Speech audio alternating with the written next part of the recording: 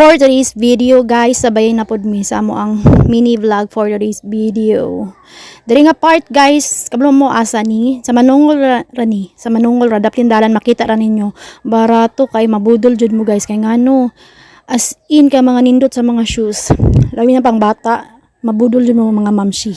Nice jud kay lang mga sapatos, affordable ra, mahangyo pa nimo. Daplin dalan rani sa manungol ha.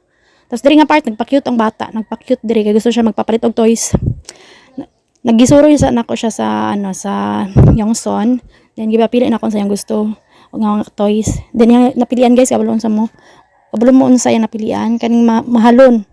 Nya, gatik-gatik sa nako kay gusto ko katong baratohon lang yung mapalit kay ngano. Mawala ra man gihapon, giharang gubon. Destroyer kay nga bata ba siya mga toys sayang ra. Katong nakapili man pud siya baratohon. Pero worth it gihapon nga baratohon niya napili. Loy kay guys as in gusto jud siya katong gusto jud dun tanan niyang gigunitan no pero di man jud.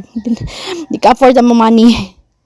Tapos dali nga part nangukay si Bon Jovi para gapon kay Lucas. Nangukay siya pantalon mga t-shirts nga para kay Lucas. Kabalo mo sa kadaghan na mog naukayan. Unsa ra mo napalit? Jacket rag sapatos. Jacket lang ni Lucas din sapatos ni Lucas. Bahalag wala sa mo basta kay Lucas na ana ra ng mga inahan ron no. Das dere nag-decide namin nga muli kay murag init na kay gidapawan uy.